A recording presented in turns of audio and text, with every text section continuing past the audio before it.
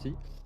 C'est parti. Je me suis rebasé sur la présentation que j'avais fait la dernière fois, puis j'ai, mis à jour un petit peu les trucs qui le nécessitaient. Donc déjà pour commencer, bah, je l'ai bien marqué, c'est que je peux même pas mettre le logo de l'ISO, eh beh, c'est pas autorisé. Voilà.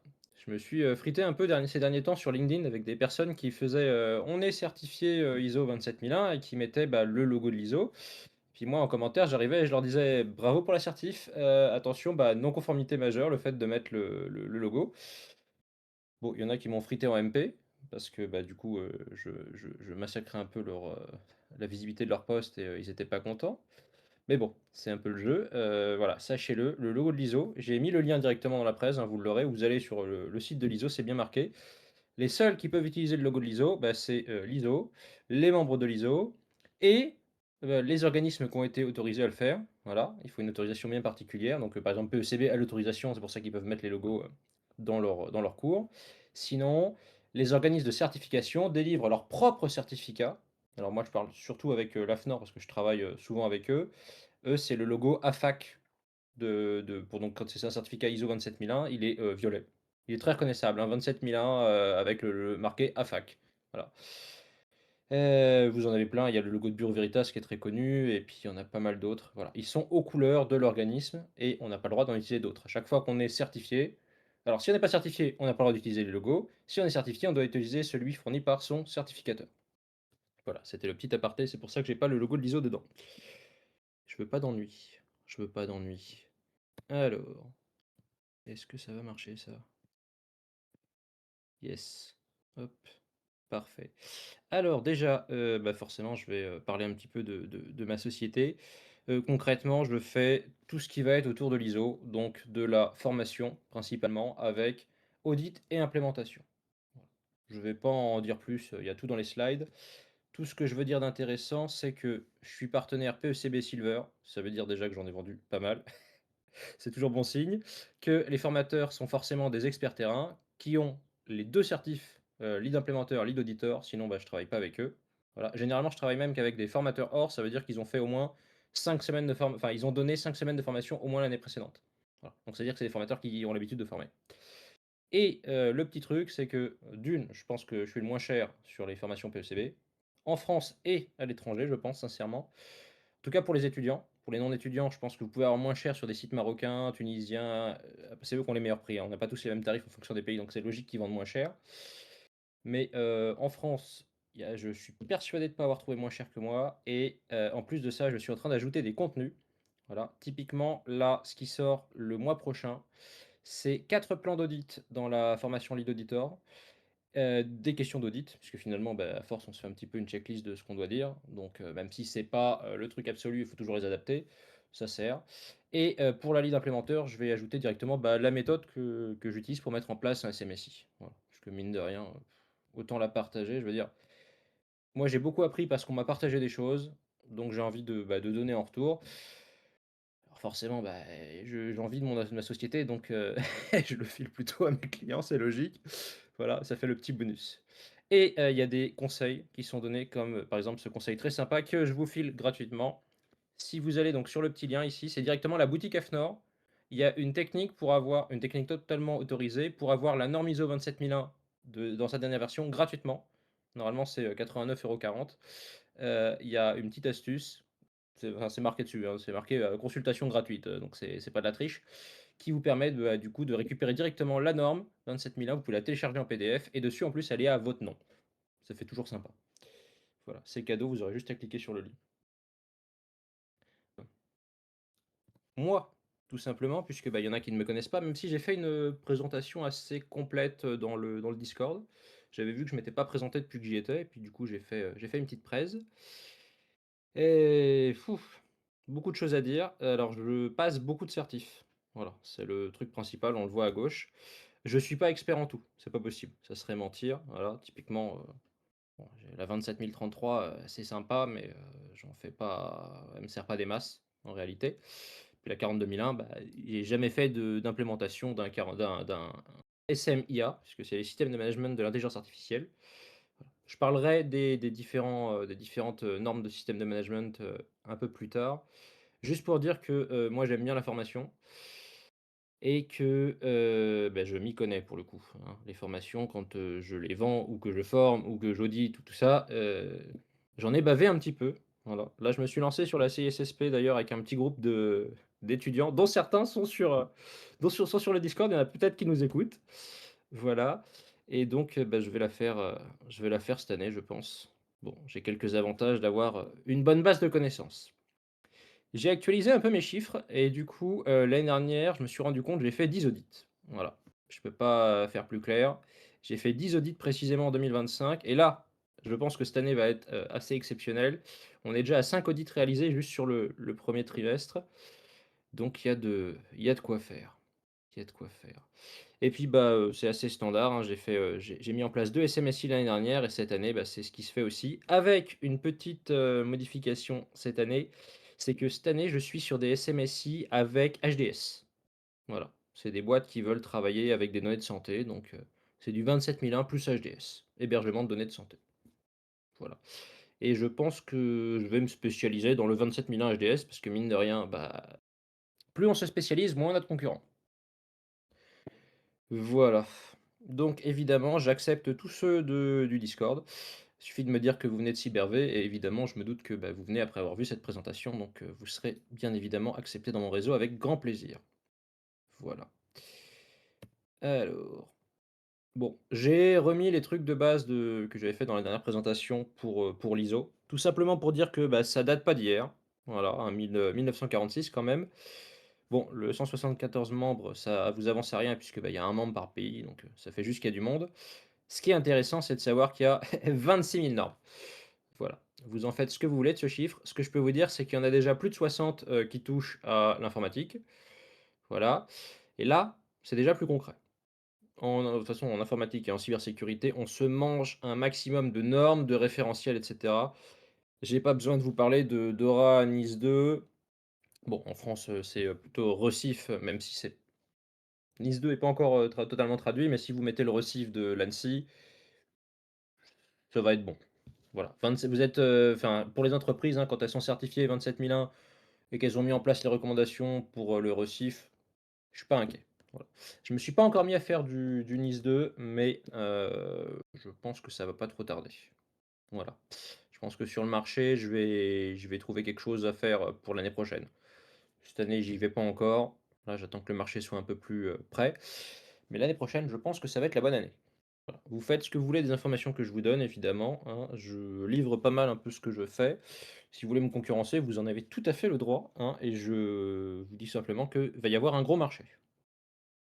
Voilà, donc je sais pas quel pourcentage, s'il y en a un qui peut faire un sondage pour savoir un peu si c'est, des étudiants, des alternants, des pros, des très pros. Voilà, ça je suis preneur et même, je veux bien aussi un sondage pour savoir qui me connaissait et qui me connaissait pas.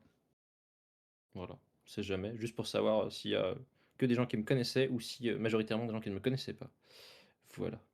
Yes, merci. Qu'est-ce que je peux vous dire d'autre, d'intéressant? Les 3 plus connus. Alors ça, c'est super intéressant pour un c'est super intéressant. Voilà. Dans le sens où 9001, c'est la qualité, 27001, la sécurité de l'information, 14001, l'environnement. Le petit truc super sympa, c'est que il y a une harmonisation de ces 3 normes qui est absolument incroyable depuis, ces dernières années. Dans le sens où la nouvelle version qui sort là en 2026, moi j'ai fait les ateliers 9001, 14001, avec la FNOR, ils sont basés sur le même schéma que la 27001, ce qui veut dire qu'ils reprennent exactement les mêmes articles 4 à 10 et donc l'intégration de ces normes va être plus forte que jamais. Donc si vous êtes passionné de GRC, intéressé par 27001, considérez aussi 9001 et 14001 parce que vous pourrez faire non pas des SMSI, mais des SMI, système de management intégré. Et là, vous allez faire de la sécurité, de la qualité, de l'environnement. D'une, ça se vendra beaucoup plus cher. Deux, bah, il y aura beaucoup moins de monde dessus. Et trois, ça s'annonce passionnant. Voilà, ça s'annonce passionnant. J'insiste même dessus parce que 9001, foncez. Il y aura un alors 9001, c'est la norme la plus utilisée, hein. Sincèrement, 9001, il y a je sais pas s'il y a 10 fois plus que 27001, mais je pense que c'est faisable. Voilà. Donc pour vous dire, foncez sur faire du 27001, 9001 au minimum, parce que la version 2026, c'est les vraies dates, hein, c'est septembre ou octobre. Voilà, c'est l'AFNOR qui l'a annoncé, ils sont la visite de toute façon, c'est pas dur. La le ce qu'ils ont dit texto, c'était: «Ça pourrait être annoncé pour septembre, on espère que ça sera annoncé en octobre parce que, on a la visite de l'ISO». Voilà, les membres de l'ISO vont visiter la FNOR en octobre. Voilà. Je vous livre l'information. Si tout se passe bien, en octobre, la version 2026. Voilà. Bon, l'ISO voulait la sortir en août, mais apparemment la France a dit: «Non, on veut pas en août, on n'aime pas bosser en août». Voilà, c'est les petites infos. Ce que je peux vous dire pour mon expérience, moi, avec les formations PECB, c'est que j'avais acheté, moi, la 27001 quand c'était la 2017 et ils l'avaient mis à jour en version 2022. Voilà. Donc soit ils les mettent à jour, les formations, soit ils font des formations de transition qui durent une journée et ça vous permet d'être prêt avant. Je vous recommande sincèrement, si vous vous intéressez à 27001, de considérer aussi la 9001 et la 14001. C'est strictement la même chose, hein, que pour 14001. C'est un peu moins utilisé, mais il y a des grosses boîtes qui font le 27001, 9001, 14001. Vous voulez bosser avec eux, il vous faut les 3. Voilà. En PECB, elles sont pas super chères ces formations, sincèrement, et il y aura soit la mise à jour, soit il y aura une transition pour, bah, une journée de formation. Donc ça vaut le coup. Voilà. Est-ce qu'il y avait des trucs? Non, c'est bon. Voilà, c'est la petite info. En tout cas, moi, c'est ce que j'ai fait, hein. J'ai passé la 9001 et la 14001, ça y est. Pour la 27001, je suis responsable d'équipe d'audit. Pour la 9001, je suis responsable d'audit et pour la 14001, je suis juste auditeur. Je suis pas responsable d'audit pour l'instant dessus. Mais voilà, je vais prendre encore plus d'expérience parce que c'est l'idée, c'est d'aller voir les grosses boîtes et pouvoir faire, bah, toutes ces normes. Toutes ces normes, voilà. Moi, j'ai envie de faire ça, j'ai envie de faire du système de management intégré parce que ça va entraîner encore plus le lien avec différentes équipes, différents thèmes, différents sujets et en même temps, je pense que vous l'avez vu avec la conjecture actuelle, on tend vers plus de sécurité, on le savait, plus de qualité, hein, aujourd'hui ça rassure et l'environnement, le sociétal, la RSE, ça devient capital. Voilà. Qu'est-ce que je peux vous dire d'autre? Non, sincèrement sur ces 3 là, foncez. Hésitez vraiment pas. Voilà. Alors, j'avais préparé d'autres petits trucs. Ouais. La famille de normes 27000, j'ai remis. J'ai remis, c'est exactement la même slide avec un petit bonus en dessous. L'idée, c'est simple, c'est de vous rappeler que 27000, c'est une famille qui est immense. Dedans, vous avez alors, quand je dis que je mets cette slide, c'est pour une bonne raison, c'est que là, moi, je viens de recruter des personnes pour travailler avec moi et en entretien, tout le monde me disait: «Bah, je connais la 27001 et la 27000». Éventuellement, on me parlait de la 2, et sinon, on me disait: «27005, c'est les risques» et c'est tout. Voilà. Sauf que, quand je demandais comment on sait ce qu'il faut faire pour mettre en place, son SMSI certifié 27001, personne ne savait répondre et personne ne savait ce que c'était le 27003 et cetera. Donc je vous le dis pour que vous le sachiez pour tous les entretiens, c'est ultra important.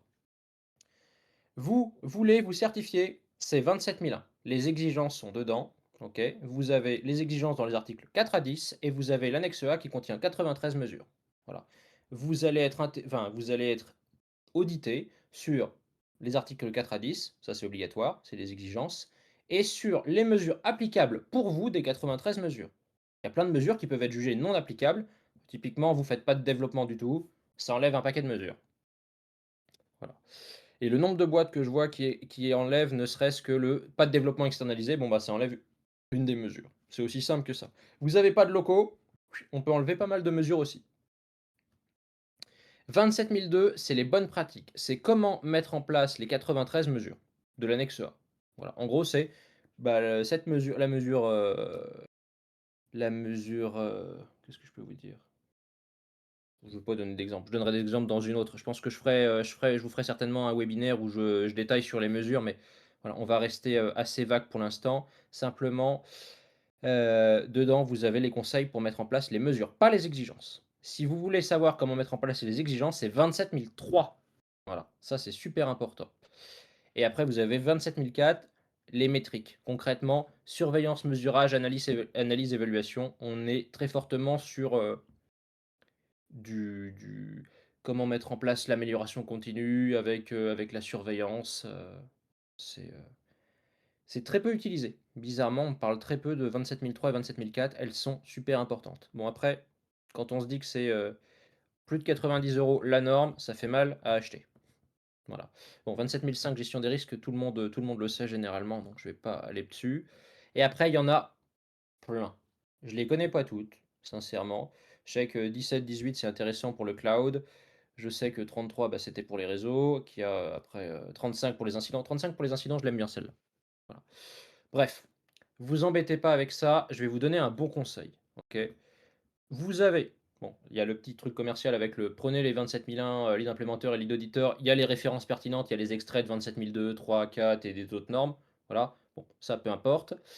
Un petit truc très important, l'AFNOR est la responsable des normes pour la France. C'est assez logique. Ils ont une solution qu'ils appellent Cobas qui permet d'accéder à toutes les normes. C'est cher, très honnêtement, c'est cher. Pour donner un exemple, hein, pour les systèmes de management, je crois que c'est, 1 050 € hors taxe, voilà.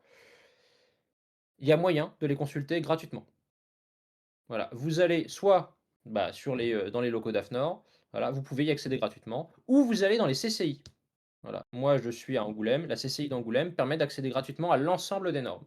Voilà, via leur partenariat avec l'AFNOR et l'accès Cobase. J'y vais dans pas longtemps justement parce que je voudrais, retravailler certains de mes templates et donc je veux accéder à certaines normes ISO que j'ai pas envie d'acheter.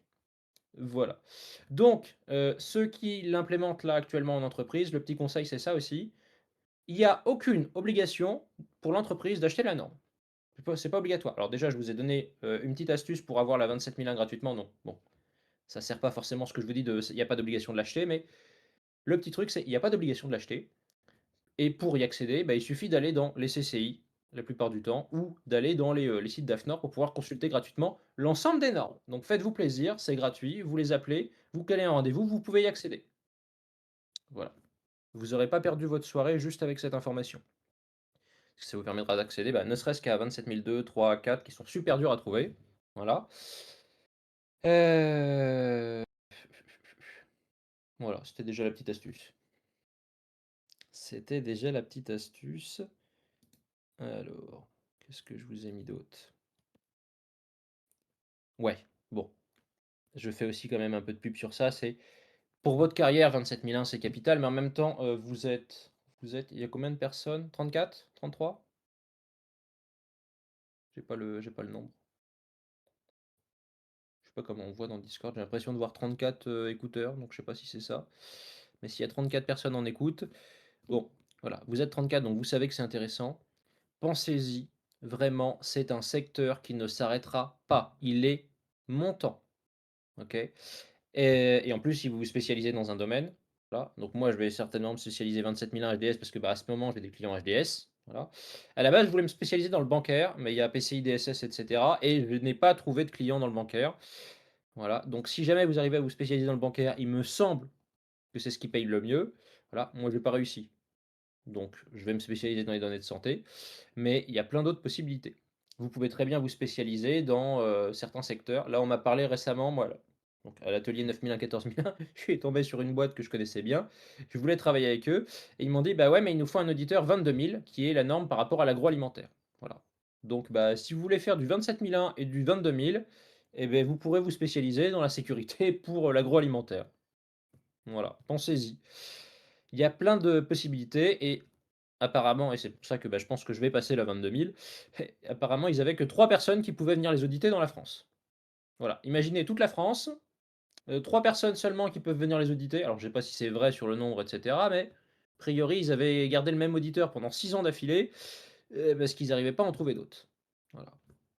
Donc vous faites ce que vous voulez de cette information, mais se spécialiser, c'est pas si mal. Parce que dire: «Je fais 27001», c'est bien. Dire: «Je fais 27001, 9001», il y en a moins. Il y en a beaucoup quand même, il y en a beaucoup. Enfin, il y en a beaucoup. En vrai, il y en a pas tant que ça, mais ça reste quand même peut-être 100 personnes. Déjà 100 personnes, ça fait pas beaucoup, mais si vous faites du 27001, 9001, 14001, bah, déjà, il y a peut-être plus qu'une vingtaine de personnes et si vous faites une spécialisation dans un certain secteur, bah, là, généralement, il y a plus personne. Voilà. Ouais, merci, j'ai vu qu'on m'avait dit tr audience 33, super, parce que du coup, je l'ai dit moi Discord, je suis pas bon. Heu, alors, les stats du marché, j'ai repris ce que j'avais mis et j'ai mis en dessous mes petits commentaires. C'est que concrètement, officiellement sur le marché, implémenter un SMSI, c'est 6 à 12 mois. En pratique, J'ai vu pour mes clients ou pour les personnes que j'ai auditées, du 3-18. Voilà, il y a des boîtes qui mettent vraiment 18 ou plus, hein, certainement, mais voilà, en pratique, moi, j'ai vu du 18 mois pour le mettre en place dans des contextes un peu compliqués, ou dans des contextes où ils avaient déjà un système de management autre. J'ai vu un système de management de données, alors c'était du 13 485, c'était les données, c'est lié à la santé. Voilà, c'est lié à la santé, c'est un peu spécifique. Et j'ai vu du 3 mois. J'ai vu des toutes petites boîtes, hein, c'est des boîtes qui c'est des startups, ils ont pas de locaux, parfois, ils font même pas le alors j'ai vu des startups, j'ai vu des boîtes qui ne font pas du tout de développement puisqu'en fait ce qu'ils font, c'est directement du travail dans les bases de données des clients. Voilà et je connais, une entreprise qui a accompagné une petite startup sur obtenir la certification en un seul mois. Voilà. Très honnêtement, je ne suis pas spécialement content quand j'entends un seul mois, puisque pour se certifier, il faut plusieurs étapes, dont un audit interne, une réunion de direction et un cycle complet du SMSI. Voilà. Déjà, je trouve que 3 mois, c'est un peu limite. Pour moi, 4 mois, c'est le minimum et en vrai, j'estime qu'il faut une bonne année. Vous faites ce que vous voulez de cette information. C'est faisable très court, mais dans la pratique, est-ce que c'est bien? Je ne sais pas. Voilà. 20 000 entreprises, certifiées dans le monde. En réalité, en France, si je dis pas de bêtises, en 2024, il y en avait 1 000. Je pense on n'a pas encore dépassé les 2 000 ou alors on est en train de le dépasser. Voilà, donc on est sur la fourchette 1 000 à 2 000 boîtes en France certifiées 27001. Ce qui veut dire qu'il y a plein d'autres boîtes qui vont se certifier. Ça augmente chaque année, hein, pour l'instant, de ce que j'ai vu, c'est quasiment x2 chaque année. On est presque sur un x2. Donc ça veut dire que si vous vous spécialisez pour faire de l'implémentation ou de l'audit 27001, vous avez du boulot. C'est sûr. Et en plus, on est parmi les mieux payés. On est parmi les mieux payés. Voilà. Bon, j'ai remis 93 mesures, mais en vrai, j'aurais pas dû mettre ça puisqu'on s'en fout un peu. Dans le sens où, peu importe le nombre, de toute façon, on fera ce qu'il faudra faire. Voilà. Hem, je pense sincèrement qu'on va continuer à doubler chaque année. Voilà. Donc, il y a de quoi faire et j'ai remis voilà, ça c'est exactement la même slide que j'avais déjà mise pour bien réexpliquer, hein. Comment ça se passe un cycle d'audit, puisque mine de rien, vous êtes venu pour savoir pour l'audit. Voilà. Donc je repars sur cette slide et après je vous explique. Pour se certifier, il faut un audit initial avec une première étape, une deuxième étape, je vais expliquer en quoi ça consiste, qui vont être complétés par un audit de surveillance pour la deuxième année et un audit de surveillance pour la troisième année. OK? Un cycle, c'est sur 3 ans. Et ensuite, on procède à un renouvellement et on repart sur un nouveau cycle. Généralement, on se retrouve avec un auditeur différent pour l'audit de certification, hein. Donc un responsable d'audit de certification qui vient pour faire un cycle complet, puis qui est remplacé par un autre, et cetera. Alors que pour l'audit interne, c'est totalement différent. Vous pouvez très bien changer tous les ans. Ça peut être des internes, ça peut être des externes, puisqu'on peut externaliser l'audit interne. Voilà. L'idée, elle est assez simple. Voilà, je vous ai remis, un petit schéma qui est assez, explicatif de, bon, bah, comment ça se passe, voilà. On veut initialiser le cycle d'audit, on le déclenche et cetera. Vous y aurez accès, je vais pas commenter trop puisque l'idée c'est de vous permettre de poser un maximum de questions. Je pense que c'est ce qui aura le plus de valeur que de vous lire un schéma, qui s'explique tout seul en plus. L'intérêt, c'est de vous expliquer les différentes phases de l'audit. Voilà. Comment ça se passe normalement un audit? Vous avez besoin, chaque année, donc c'est pour ça que c'est intéressant d'être auditeur, d'un audit interne. OK? L'audit interne est obligatoire.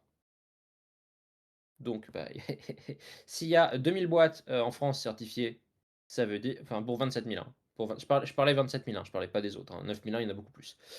S'il y a 2 000 boîtes en France certifiées 27 001, ça veut dire qu'il y a, 2 000 audits internes à faire, minimum. OK? On peut faire plus qu'un audit, voilà. Attention, il y a des boîtes qui font leur propre audit interne, donc il y a peut-être pas 2 000 boîtes à auditer. Mais mine de rien, bah, ça laisse un peu de marge. Voilà. Vu que, moi j'arrive à en faire pas mal d'audits internes, je me dis qu'il y a quand même un sacré marché et je connais pas mal de boîtes qui font beaucoup, beaucoup, beaucoup, beaucoup d'audits internes. De toute façon, c'est pas dur, vous allez sur LinkedIn, vous faites, rechercher poste auditeur, vous allez trouver les 10 sociétés qui recrutent, des auditeurs et vous savez lesquelles marchent bien. Voilà. Moi j'ai été obligé de recruter aussi parce que, bah, il y a ça commence à avoir de la demande. Alors je veux faire grossir le truc aussi, mais Là tout seul, je n'arrive plus à suivre toutes les demandes. Voilà. Donc, audit interne, concrètement, on se met d'accord avec, un client. Parce que généralement, bah, si vous êtes moi je vais partir plutôt du côté, vous êtes un externe. Si vous êtes un employé, bon, c'est un petit peu différent évidemment, mais généralement, on choisit des audits macro ou micro, hein. Macro, on audite tout sur une certaine durée, donc on va moins en profondeur. Micro, on audite seulement un périmètre réduit, mais on va beaucoup plus en profondeur. Voilà. Quand je parle pour l'externe, hein, parce que généralement l'externe, on va le faire venir une semaine. C'est très rare de faire venir un externe sur plusieurs semaines. On peut faire des tout petits audits, hein. J'ai bientôt un audit interne d'une seule journée. Bon, c'est très particulier, c'est une petite start-up, ils sont 15. Voilà. La plupart du temps, je fais les audits à la semaine. Donc généralement, quand c'est une entreprise qui va se lancer, qui n'a pas encore été certifiée 27001 ou qui prépare son renouvellement, on est sur un audit complet. Hein, on fait les exigences 4 à 10 et les 93 mesures, moins celles qui sont jugées inapplicables. Donc on va sur tout. Avec une phase documentaire. Je vous ai carrément mis dans la présentation le mail que j'envoie littéralement pour demander les documents. Donc vous aurez la liste complète des documents que je demande. Je vous ai mis le vrai mail, hein. Vous avez de toute façon les vraies infos à chaque fois, je mets vraiment les vrais prix, les vrais trucs, je suis cash. Je suis cash. Même si c'est enregistré et que ça peut être diffusé, bon, c'est pas grave, c'est le jeu. Bon, de toute façon, c'est standard sur le marché, donc du coup, vous allez, tout simplement dans un audit interne, bah, tout simplement vous mettre d'accord sur une durée, vous mettre d'accord sur un plan d'audit, voilà. Faire l'audit, le compte rendu d'audit et ensuite qu'est-ce qui se passe? Ensuite, généralement, bon, il y a une revue de direction. Voilà. Alors, si tout s'est bien passé, bon, bah, ils vont dire: «Les performances, c'est cool, pour l'amélioration, bon, on va faire ça» et ils vont décider d'un budget. Voilà. Globalement, ça peut se passer aussi simple que ça. Des fois, c'est un peu plus compliqué dans le sens où ils se sont fait défoncer en audit interne et là, faut, passer par une grosse phase de correction, voilà et là, bah, faut charbonner pour mettre en place les actions correctives. Voilà. On traite un maximum de non-conformités. On peut pas toujours tout traiter. Des fois, on se retrouve à passer un audit de certif alors qu'on n'a pas tout traité, c'est le jeu. Voilà, il y a des choses qui passent pour le premier audit et des choses qui passent pas. À voir. Dans l'idée, on traite un maximum de non-conformités, on améliore nos processus pour, bah, faire progresser le SMSI et on met à jour la documentation. La documentation doit toujours être à jour. Sincèrement, il y a la base de on le revoit une fois par an, bref. Si vous arrivez à faire que ça soit live, dans le sens où il y a une modif à faire, on fait la modif, le truc est à jour, on a mis la date à jour, c'est top. Effectivement, il y a des documentations qui ne changent pas beaucoup. Dans ce cas-là, on fait une revue annuelle et hop, on dit tout simplement: «Elle est toujours valide», point. C'est pas le problème ici et on arrive à l'audit externe.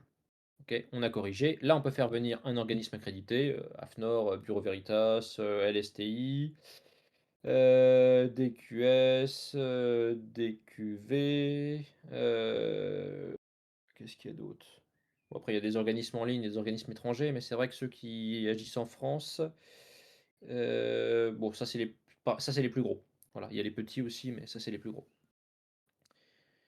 Alors, comment ça se passe? Bah, là, c'est un tout petit peu différent. C'est que il y a une phase de on contacte l'audité. Généralement, c'est un auditeur qui va être indépendant. Moi, je fais partie des auditeurs indépendants pour AFNOR. Voilà. Il y a des auditeurs qui sont employés. C'est plus rare et il y en a beaucoup moins. Et là, généralement, il y a plusieurs phases. Voilà. Ces phases peuvent être faites collées. Voilà, sur une toute petite boîte, ça peut arriver que, bah, on parte, on fait le premier jour, on prépare le plan, live et on enchaîne sur la semaine pour faire tout l'audit sans avoir eu connaissance de quoi que ce soit avant.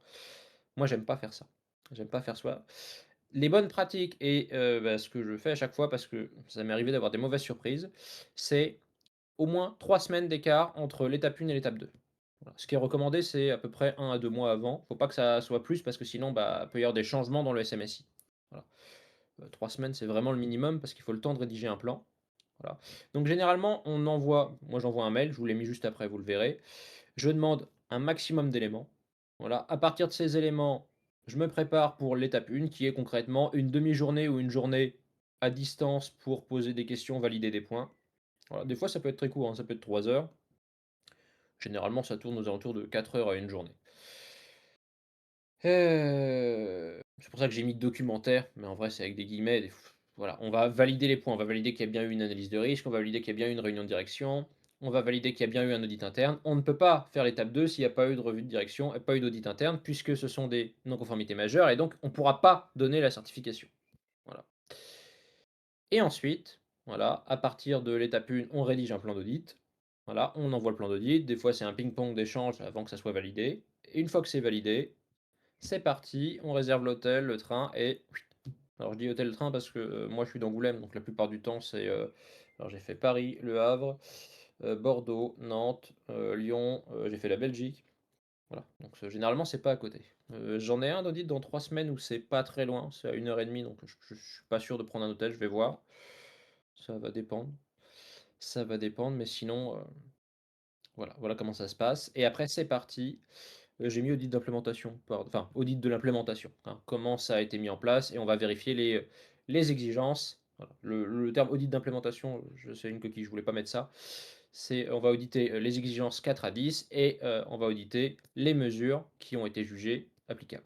Voilà et ensuite, l'auditeur va émettre un avis avec son rapport d'audit, avis qui sera envoyé à l'organisme de certification qui a des personnes en interne généralement, quelquefois des externes aussi, voilà, qui sont un peu plus enfin parmi les plus experts, voilà, généralement ils ont 20 ans de maison, on va dire, et ils vont lire le rapport et basé sur le rapport, si les constats ont été faits correctement et que ça montre que l'organisme qui a été audité est conforme aux exigences, aux mesures, et cetera, ils vont émettre ils vont émettre le certificat, tout simplement.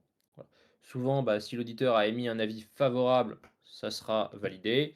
Si l'auditeur a émis un avis défavorable, souvent ça sera refusé. Ça arrive qu'un avis favorable soit, bah, du coup, pas de certificat quand même, c'est très rare. J'ai jamais eu, mais j'ai entendu. Dans l'autre sens, ça peut arriver un peu plus, de ce que j'ai entendu, dans le sens où j'ai déjà eu des collègues auditeurs qui m'ont dit avoir émis des défavorables et finalement, bah, l'expert a dit favorable quand même, par négociation avec le client, pression peut-être, je ne sais pas, mais voilà, il y a des fois où ça passe quand même avec justesse. Bref, ça c'est un autre sujet. L'idée c'est simplement qu'un auditeur n'a pas le pouvoir de certifier, OK? C'est un organisme de certification avec son jury qui certifie. L'auditeur émet un avis favorable, défavorable, basé sur des constats normalement le plus objectifs possible, dans le sens où, bah, soit on est conforme à la norme, soit on l'est pas. Voilà. Si on l'est pas, bah, on sera plutôt vers du défavorable, si on l'est, ça sera favorable. Agrémenté de, bah, c'est une non-conformité mineure, ils peuvent émettre, un plan d'action qui le corrigera, donc ça sera quand même favorable. S'il y a, 4-5 majeurs et une dizaine de mineurs, on est bien d'accord que ça passera pas. Donc souvent, ce qui se passe, c'est qu'il y a un audit supplémentaire, voilà. Soit il y a un audit complémentaire que pour valider ces points-là qui ont été, corrigés en 4 mois maximum. Soit alors, quand je dis 4 mois, en fait, c'est 3 mois, mais en fait, vu le temps des échanges, on arrive à 4. Et soit un complémentaire, soit un audit complet quand vraiment c'était, nul, il manquait tout, enfin c'est un gros raté. Voilà. Voilà les étapes concrètes du processus. Maintenant, je pense que ce qui vous intéresse vous, c'est plutôt de rentrer sur, l'audit et l'audit interne. Voilà, je sais pas, à vous de me dire, plutôt audit interne, audit externe? Je vais lire les questions, hein. Je bah, oui, je vais lire les questions, ce sera peut-être plus simple. Heu Qu'est-ce que j'ai vu? Par rapport à l'audit interne, l'organisme peut le faire sans appeler un prestataire externe? Oui. L'audit interne, la seule contre la alors, pour auditer, il faut ne pas avoir implémenté le SMSI, la chose qui va être contrôlée depuis plus de 2 ans. Donc déjà, tu peux être la personne qui est mis en place il y a 2 ans, tu peux auditer. Tu peux être un collègue, un autre service, et cetera. Il y a des entreprises qui ont un service contrôle qui se charge de faire les audits internes. Voilà, c'est pas eux qui mettent en il y a un service qui met en place. Il y a un service qui met en place, un service qui audite et parfois, bah, et du coup, ça leur permet de pouvoir inverser. Voilà l'idée. Il y a des petites boîtes qui prennent justement un alternant ou un stagiaire pour faire ça parce que, bah, du coup, ça leur coûte beaucoup moins cher. Voilà, puisque, bah, l'alternant est nouveau, il est jugé objectif et du coup, il peut faire l'audit. C'est, une trouvaille, on va dire. Le plus souvent, les petites entreprises prennent, enfin même les grosses parfois quand c'est complexe, et pour assurer l'objectivité, prennent des externes. Voilà, l'idée c'est ça. Il y a des boîtes de conseil qui sont spécialisées et je vais pas tarder à faire ça aussi, hein. L'idée c'est ça, c'est d'avoir 2 personnes. C'est pour ça que, bah, sur mon site, c'est bien marqué, je cherche un binôme. Je cherche quelqu'un qui va faire exactement la même chose que moi, c'est-à-dire que si je mets en place chez un client, je peux envoyer mon binôme pour auditer. ou si mon binôme a mis en place, moi je peux venir auditer. Comme ça permet de, bah, de trouver un client et de gagner pas mal d'argent. Voilà. Il y a énormément de boîtes qui font ça, c'est pas très dur à trouver sur LinkedIn.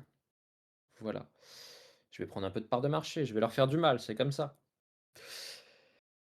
Qu'est-ce qu'il y a d'autre? Qu'est-ce qu'il y a d'autre? Pour la partie audit, qu'est-ce que l'auditeur regarde le plus souvent? Alors, qu'est-ce que l'auditeur regarde le plus souvent? L'analyse de risque. Je pense que je me trompe pas en disant ça. J'explique pourquoi l'analyse de risque, c'est très simple. La consigne est très simple pour faire un audit. On analyse une exigence en fonction du risque qu'elle fait porter sur l'entreprise. Voilà. Donc c'est pas dur. Plus il y a un risque que telle chose fonctionne pas, plus on passera de temps en audit. Donc de base, bah, c'était lié à l'analyse de risque. Hem, Si c'est une mettons, vous avez plusieurs activités, séparées en processus. Un processus de vente, un processus d'achat, un processus de production et cetera. Bon, la production, c'est ce qui vous rapporte de l'argent. Généralement, donc c'est ce qui est le plus à risque. On va passer plus de temps dessus. C'est ce qu'on donc par rapport à l'analyse de risque, on va passer plus de temps sur la production. Mais finalement, vous faites énormément d'achats parce que vous êtes une centrale qui, justement, se sert de sous-traitants pour vendre ses prestations. Vous vendez ce que vous avez acheté auprès des sous-traitants. Donc finalement, bah, on va passer beaucoup de temps sur l'achat aussi. Voilà. Parce que, si vous vendez une prestation, pour assurer la qualité, il y a de grosses contraintes au niveau de l'achat, et cetera. Voilà. On s'adapte à l'activité de l'entreprise à l'égard du risque. Et de toute manière, c'est pas dur, hein, ça c'est marqué dans la définition des non-conformités. Mineur, il y a un risque qui est du coup assez léger.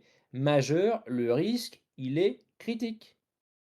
On a un risque enfin, il y a un vrai risque pour l'entreprise avec un impact important. Voilà. Donc forcément, bah, on va s'attarder sur ce qui a le plus d'impact pour l'entreprise. Si on a que des CNC mineurs, c'est faisable pour faire l'audit? Bah, ça dépend du nombre. Ça dépend du nombre. 3 NC mineurs, ça me choque pas, ça passe. 10 NC mineurs, ça peut passer, ça peut passer. Mais souvent, le souci, c'est que si on a 3-4 NC mineurs qui se rejoignent, bah, souvent ça devient une majeure. Voilà. RH, voilà, sur les ressources humaines, il y a énormément de points qui sont contrôlés. Il suffit que la formation ait pas été gérée, il y ait pas les ressources, il y a pas de gestion de l'onboarding, il y a pas de gestion de l'offboarding. Je dis pas exactement les trucs de la norme, c'est vraiment pour expliquer ce qui va être contrôlé. Bah, sur tous ces points, ça aurait été des mineurs, mais le fait qu'ils soient reliés, bah, c'est qu'il y a une grosse majeure au niveau de la gestion des ressources humaines. On prend des personnes sans contrôler, d'où elles viennent, si elles ont les compétences, on les forme pas, on gère pas quand elles partent.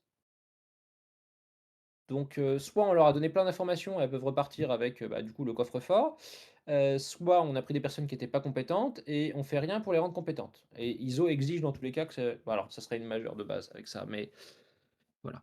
L'idée, c'est on peut consolider plusieurs non-conformités mineures en une majeure. Voilà. Si, pardon, une qui est facile à consolider, c'est, avec la direction. Si la direction s'implique pas, ou très peu, qu'elle n'a pas mis les ressources, donc pas de budget, qu'elle n'a pas, qu'elle a pas été, acteur du SMSI, du projet en tout cas, en ne portant pas voilà, on a nommé un pilote, on a, prévu de mettre en place, merci de répondre à cette personne, on a mis en place des réunions, merci d'assister aux réunions. S'il y a rien de tout ça, bon, bah, là, ça fait beaucoup, voilà, il y a pas de budget, il y a pas de responsable, la direction dit: «Ah, c'est pas mon problème, faut aller voir ailleurs». Ça va faire tout ça ensemble, ça va forcément faire des majeurs. L'analyse de risque, alors, l'analyse de risque, c'est un sujet sensible. Dans le sens où, il faut une méthode compatible avec enfin compatible avec, ISO 27001, donc ISO 27005 puisque, bah, c'est ce qu'on a été extrait. Des normes enfin des méthodes compatibles, il y en a plein. Voilà. Moi aujourd'hui, je ne maîtrise que 27005 et IBIO-CRM. Voilà, je ne maîtrise pas Méhari, je ne maîtrise pas Octave. Alors, je les connais, voilà, je les ai vues en formation, mais je les ai jamais faites et je trouve qu'elles sont pas très utiles sur le marché français, en tout cas le marché que j'ai. Et je l'ai jamais vu en pratique, d'ailleurs. Je suis jamais tombé sur une entreprise qui avait fait autre chose qu'une 27005 ou une Nivio CRM. Voilà, faut le dire. Hem, Ça dépend en fait de ce que vous voulez faire. Une entreprise qui veut faire du Secnum Cloud, par exemple, et dans un marché, franco-français, Ibios-RM, puisque, bah, c'est une méthode française. Le vrai truc, vous faites 27005 et Ibios-RM, vous êtes tranquille. Voilà, ou vous alternez, ou vous servez des 2, tout est possible. Il y a même des outils qui font très bien les 2 en même temps. Je citerai peut-être le nom de l'outil dans pas longtemps, puisque j'ai signé un partenariat avec eux et qu'ils vont pas tarder à l'annoncer sur LinkedIn. Si on a choisi IbioCRM, est-ce qu'on peut montrer que l'atelier 1 et l'atelier 5 su bah, il faut tout montrer, 1, 2, 3, 4, 5, les résultats, la méthode, qui l'a mis en place, la preuve qu'on le maîtrise et cetera. Voilà. Est-ce que je suis membre du club Ibios? J'y ai pensé.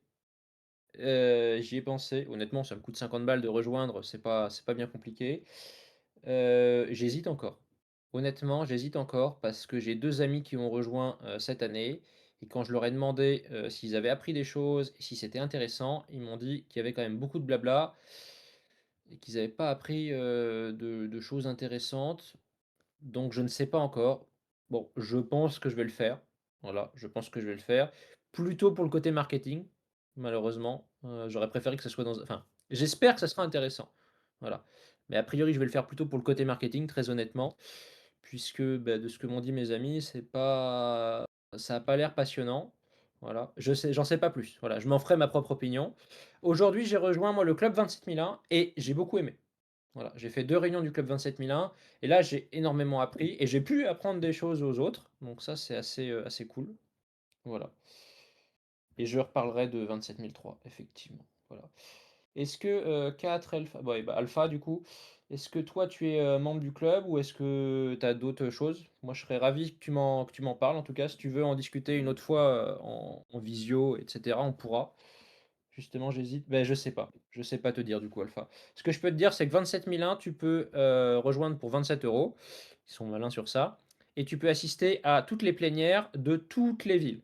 Voilà. Moi, c'est ça qui m'a décidé, c'est que du coup, j'ai rejoint toutes celles qui se faisaient à distance, puisque à Angoulême, j'ai rien. Sinon, il faut que je monte à Bordeaux ou à Rennes, Nantes. Voilà, je crois qu'il y en a. Ouais, Rennes, Nantes, voilà. Mais j'ai assisté à celle de Paris et à celle de Lyon. Rennes? Je sais plus, Rennes ou Lyon. J'ai assisté à 2 plénières cette année et c'était vraiment intéressant. C'était vraiment intéressant. Voilà. Donc, ça a pour moi plus d'intérêt. Si tu dois choisir entre 27001 et Ibios, bah, je te conseille 27001 puisque, bah, je peux te garantir que ça vaut le coup. Ibios, bah, je testerai puis je te dirai.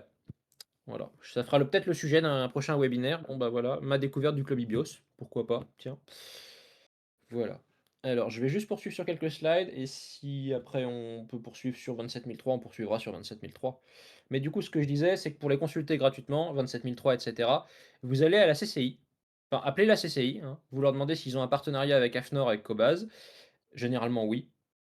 Et sinon, ils le feront, puisque ça leur coûte rien. Voilà, puisqu'après, ils sont revendeurs de solutions, donc c'est toujours intéressant pour eux. Mais vous pouvez consulter gratuitement les copies des normes. Voilà, donc c'est assez cool. Alors, ce que je vous ai mis, ça c'est super intéressant, c'est le récap auditeur interne, auditeur externe, voilà. Bon, les différents avantages, c'est plutôt pour, on va dire, l'entreprise, hein.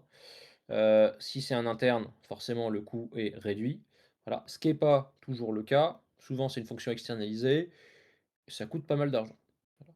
Hem, Dans l'idée, il faut bien savoir, c'est que, un audit de certification, dans tous les cas, ça coûte cher. Voilà. Même pour les organismes les moins chers, je ne pense pas que ça soit un calcul de moins de 1 500 la journée. Voilà, je pense que ça doit être je suis en train de demander des tarifs justement pour faciliter la vie à mes clients. Je pense que ça doit être dans la fourchette 1 500-2 000 € par jour d'audit. Voilà. Je vous en dirai plus la prochaine fois puisque j'aurai vraiment les chiffres. Voilà. Pour les audits de certif. Pour les audits, internes, je vais vous en parler, puisque c'est un peu ce qui vous intéressait. Voilà. Je vous ai mis les vrais chiffres. Voilà, donc s'il y a des concurrents, dans le webinaire ou autre, bon, bah, voilà combien je gagne. Donc l'idée est très simple. Pour faire des audits internes, parce que c'est là où vraiment ça rapporte le plus, enfin, même pour faire des audits externes, il vous faut une 27001 lead auditor. Voilà, c'est super important. puisque la norme, c'est écrit noir sur blanc, l'auditeur doit avoir des compétences d'audit, hein. C'est vraiment marqué que, bah, il faut pouvoir justifier de ses compétences. Donc soit il faut un CV blindé qui montre que vous savez faire les audits, l'entreprise ne va pas s'embêter avec les CV et de pouvoir montrer que, bah, vous avez plein de compétences. Donc généralement, c'est, bah, est-ce qu'il a son certificat lead auditor? Voilà. Alors, je vous ai mis les vrais tarifs, hein, 700 à 1 200 € par jour. J'ai vu plus. Moi, en faisant les audits, je suis tombé sur le devis, un des audités avait un auditeur à 2 000 € jour. Voilà. Je sais pas pourquoi, je sais pas comment et cetera. Moi, je suis pas capable de me vendre 2 000 € jour. Voilà, je vous ai mis mon vrai tarif. Mon tarif de base, c'est 1 000 € jour et cette année, réelle, hein, en début d'année, fin janvier, j'ai réussi à faire 1 100 € jour parce que c'était un besoin urgent. Concrètement, ils m'ont contacté, 2-3 semaines avant et ils n'arrivaient pas à trouver quelqu'un donc bah, j'ai pu être un peu plus cher, plus frais, je précise, 1 100 plus frais donc hôtel, déplacement, repas, donc c'est cool et là, mon record, je viens de le signer, c'est 1 200 € jour, mais c'est un combiné 27 001, 9 001. Voilà, il y a pas que 27 000. De base, je suis déjà content, mais voilà. Après, c'est lourd, faut jongler avec le tout, faut préparer un bon plan et cetera, mais bon, voilà les vrais tarifs, en tout cas le mien. Voilà, donc il y a peut-être s'il y a des personnes qui savent se vendre mieux, je suis preneur de retour. Franchement, moi, je serais ravi d'arriver à me vendre à 1 500 ou plus, parce que, bah, j'aurais plus de sous, mais aujourd'hui, je suis déjà content avec ce que j'ai. L'autre petit truc, parce que, bah, avant d'en arriver à vous vendre 1 100 ou 1 200 € jour, voilà ce que moi j'ai fait. Ce que moi j'ai fait, c'est l'assertif et après j'ai fait, le parcours d'auditeur chez AFNOR. Voilà. Donc auditeur chez AFNOR, je vous filerai le lien direct pour, candidater à commencer le parcours. Alors attention, il faut déjà avoir l'assertif et de l'expérience avec les SMSI. Si vous n'avez pas d'expérience en SMSI, ça ne s'applique pas à vous, c'est logique, OK? Si vous avez déjà travaillé, ne serait-ce qu'une alternance en gouvernance, que vous avez 3, 4, 5 ans d'expérience, un petit peu active en GRC, foncez, faites-le et après vous pourrez être auditeur interne, externalisé et vous faire plein d'argent. Voilà, en tout cas, moi j'en suis très content, j'en vis très bien. Donc AFNOR vous fait sur un parcours de 10 jours où vous êtes observateur, voilà, sur au moins un audit, de initial ou de renouvellement, au moins un audit de surveillance, voilà. Bon généralement c'est plutôt 2 de surveillance et un initial ou un renouvellement pour arriver à 10 jours, voilà. Les vrais tarifs, voilà, c'est les tarifs AFNOR. Je sais pas si j'ai le droit de les communiquer, mais en vrai, ils sont pas vraiment secrets, donc je pense que je me ferai pas taper sur les doigts. Voilà, l'auditeur, il commence à 450 et il monte à plus de 650 € jour, plus les frais. Voilà. Moi, le vrai tarif, il est là. Voilà, moi, j'y suis. Cette année, je viens d'être valorisé. Mon tarif de base responsable d'audit, c'est 530 et je prends plus 60 € alors par jour, hein, plus 60 € par référentiel supplémentaire. Voilà. Donc en gros, je vais sur un audit en responsable d'audit 27001 pour AFNOR, c'est 530. 590 s'il y a 2 référentiels et 650 s'il y en a 3. Voilà. Et aujourd'hui, moi, je peux faire sur 27001, HDS 9001, 14001 et j'ai validé, moi, 42001 et là, je passe l'examen 45001 la semaine prochaine et 22 000 le mois prochain parce qu'on m'a demandé le 22 000. Voilà, donc je serais ravi d'aller, sur plus de sur des gros SMI. Imaginez, vous allez auditer, bah, un SMI qui a 3 normes, je disais 27001, 9001, 14001. L'AFNOR, il vous en donne, hein. Sincèrement, vous pouvez être plein niveau agenda. Voilà, bah, 650 € jour, c'est propre, hein, il y a pas de souci. Plus les frais, hein, donc c'est 650 € jour. Alors pas pour vous, si vous êtes en micro-entreprise, ça fait pas mal. Alors moi, je suis en SASU, donc en vrai, il y a pas tout dans ma poche, mais bon, c'est la vie. Le volume de mission est sincèrement absolument énorme pour 27 001. Alors des 27 001 seuls, vous en avez, mais il y en a plein. Je parle rien que pour l'AFNOR, hein, donc imaginez si vous êtes auditeur, moi j'ai candidaté, je vais être auditeur pour d'autres organismes. Voilà, pour l'instant, j'ai audité que pour AFNOR, donc je ne peux pas vous parler des autres, mais je vais être auditeur pour 3 autres organismes. Voilà, et il y en a un quatrième qui m'a contacté, on verra. Donc il y a un volume absolument énorme de 27 001 puisque, bah, il y a plein de boîtes qui veulent être 27 001. Voilà. Très élevé pour 27 001, 9001. Voilà, il y a vraiment de la place pour tout le monde. Le vrai truc, hein, c'était, 2024, février 2024, il y a eu un événement AFNOR et ils ont annoncé, l'âge moyen des auditeurs AFNOR, 56 ans. 56 ans, moi j'en ai croisé plein qui avaient 70, il y a beaucoup de retraités. Moi, je sais pas si je l'avais dit, j'ai 28 ans. Voilà, j'ai 28 ans. Donc vous imaginez si moi j'ai 28 ans, même en admettant que je sois le plus jeune, il y a des très vieux. Il y a des très vieux. Il y en a beaucoup qui font ça après la retraite en fait, parce que, bah, ils savent qu'ils vont pouvoir avoir plein de missions à, 500 ou 600 €. Donc, bah, ils sont contents, ça leur fait un complément, ils bossent, 1 semaine par mois et puis voilà. Ce que je voulais vous dire d'important, c'est que vous, quand vous allez vous lancer, vous êtes moins cher. Quand vous vous lancez, vous êtes à 450 en auditeur, 500 en responsable d'audit. Bon, bah, si vous êtes à 500, moi je suis à 530, si la mission leur apporte plus en vous envoyant, ils vont vous envoyer vous, OK? Je suis pas le plus cher. Sincèrement, moi je viens juste d'être augmenté, donc je suis juste au-dessus du minimum. Donc il y a des auditeurs qui sont vendus beaucoup plus cher que ça. Donc forcément, bah, vous êtes jeune, vous êtes moins cher, vous avez du volume. Voilà, donc si, le tarif vous satisfait, foncez chez AFNOR, ils ont besoin de monde, sincèrement. Je leur ai déjà envoyé 3 personnes depuis le début d'année, donc a priori, il y a des gros besoins. Il y a des gros besoins, voilà. En tout cas, vu le nombre de demandes que je reçois, je vais pas sur tout parce que des fois on me demande d'aller à des endroits où j'ai pas envie d'aller. Voilà, puis moi je reste que dans ma partie de la France, j'ai pas envie de bouger, je le fais plus maintenant, Lyon, ils m'ont proposé, Marseille et cetera, je n'y vais pas, j'ai pas envie. Donc voilà, si vous voulez le faire, c'est les vrais tarifs. Alors, les commentaires.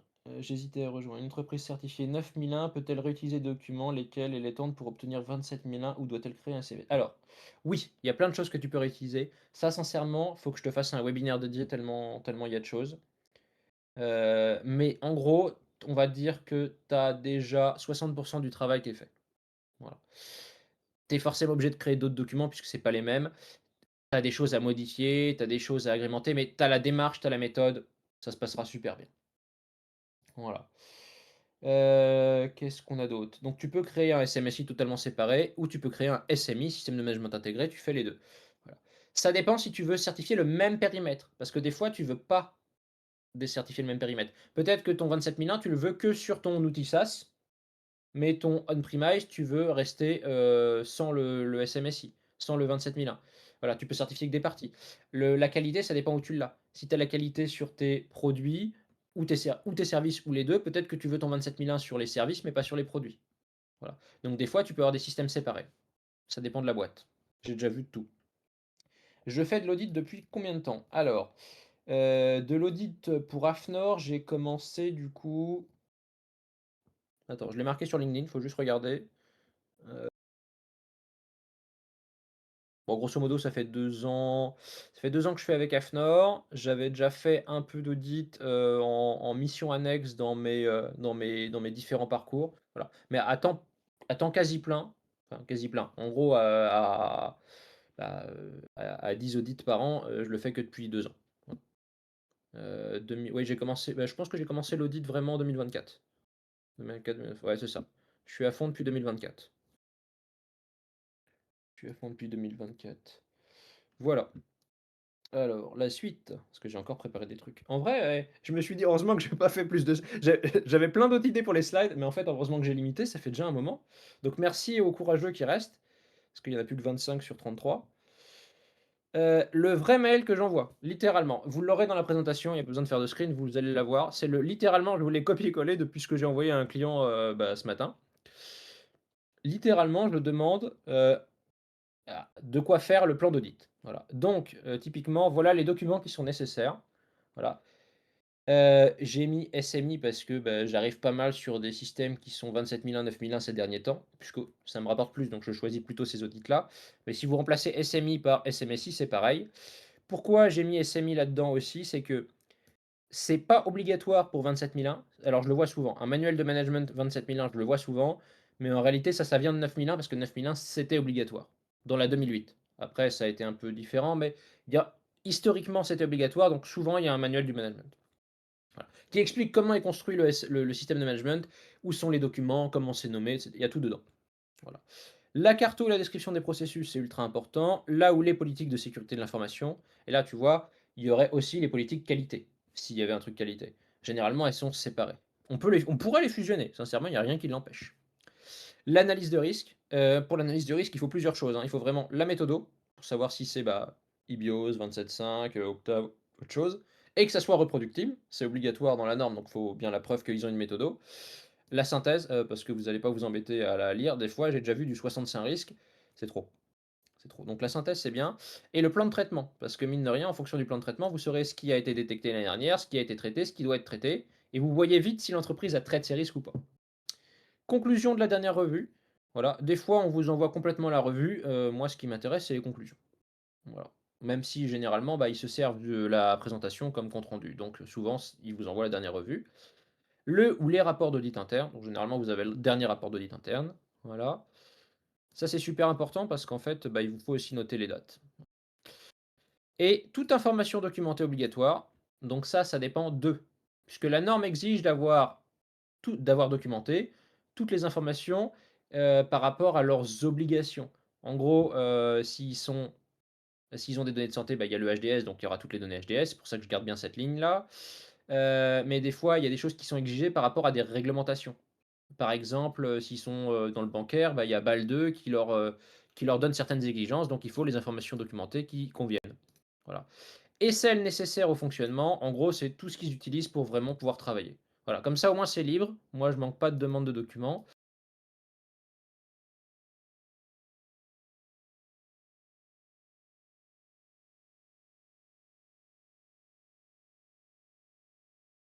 C'est assez rare qu'on me donne tout.